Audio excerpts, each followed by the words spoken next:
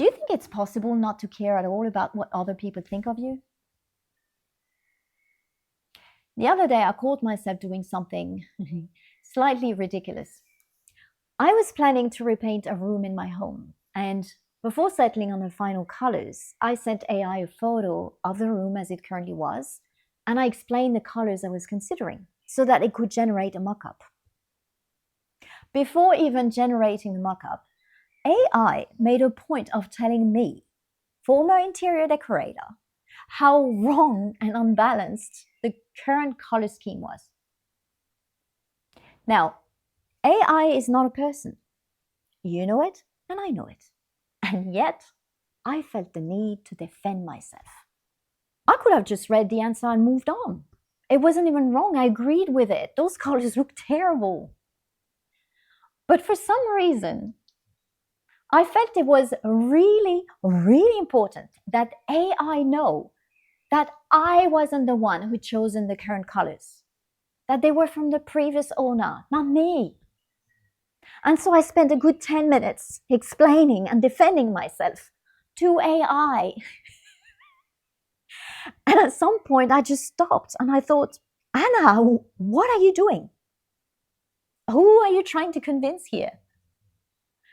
And why? Because I genuinely thought I had moved past that need to justify and defend myself. Apparently not. And so the question came quite simply. Is it actually possible not to care at all what people or AI think of you? Because we all say we want that, right? That kind of freedom. I remember watching a video once with Sadhguru and Gordon Ramsay, the chef. Gordon Ramsay visits Sadhguru's center and Sadhguru cooks for him. And when Gordon Ramsay tastes the food, he starts complimenting him. Oh, this is delicious. And Sadhguru is there completely unaffected. Not in a cold or dismissive way, no, just unaffected. It was as if Gordon Ramsay had said, the grass is green. Yeah, okay, cool. It made me laugh because there was zero emotional charge. And I remember thinking, that's what I want. To be so anchored in myself that someone else's opinion, whether it's criticism or praise, just doesn't move anything. But then you have to ask, is that even human? Because we like to talk about independence and self-sufficiency, but humans were not built to exist in isolation. We're wired for connection. We look for feedback constantly, not because we're fragile or overly sensitive, but because that's how we orient ourselves in the world. And interestingly, there's quite a bit of research showing that being ignored is often more distressing than being criticized. At least criticism shows you exist. Being ignored, that's a different kind of experience. That reminds me of a French film, Le Placard, I think it was called. I saw that film years ago, but there's a line in it that stayed with me. The main character, who's played beautifully by Daniel Auteuil, is deeply uncomfortable with himself, very little self-confidence. And at some point he says something like, I'm so insignificant that when my mother was in the hospital giving birth to me, the doctor kept telling her, push, push. No one had noticed I had already come out. It's funny. But it's also not funny at all. Because that feeling of not being seen, of not being acknowledged, of not really registering in other people's world, that hurts. And I think that a lot of people, if they were really honest, they'd say that in the long run, they'd rather be criticized than be completely ignored. because then at least you exist. Then at least there is some form of impact.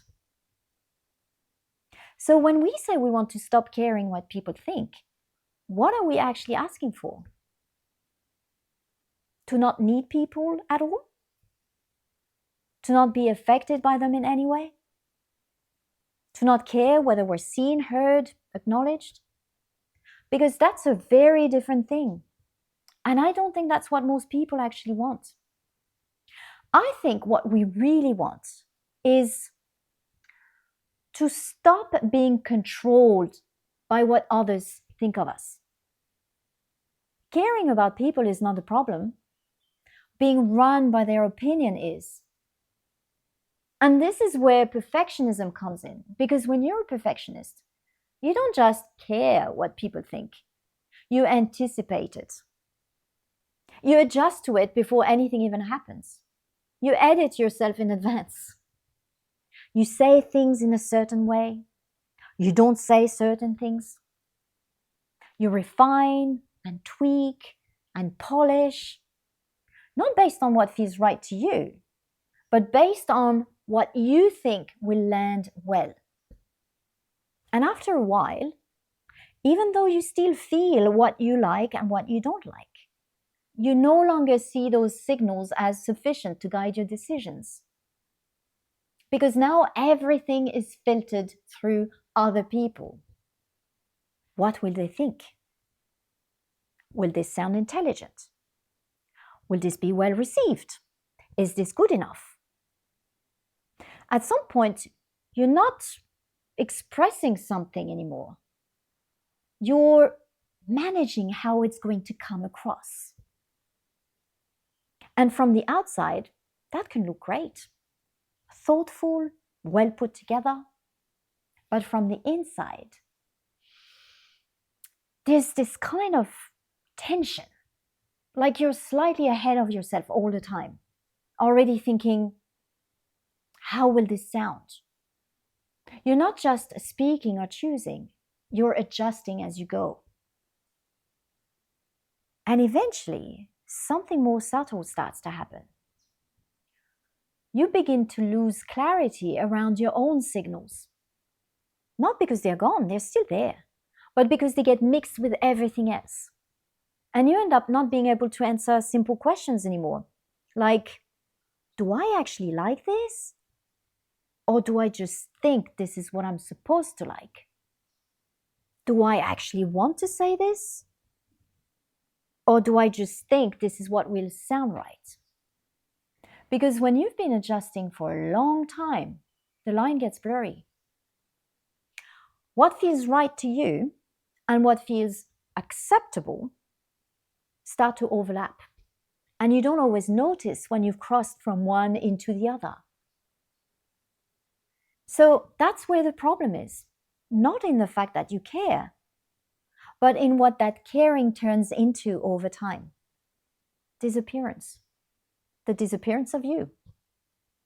At some point, you're no longer very clear on what's coming from you or what's coming from what you've been adjusting to. And that's when someone comes along and says, well, you just need to remember who you are.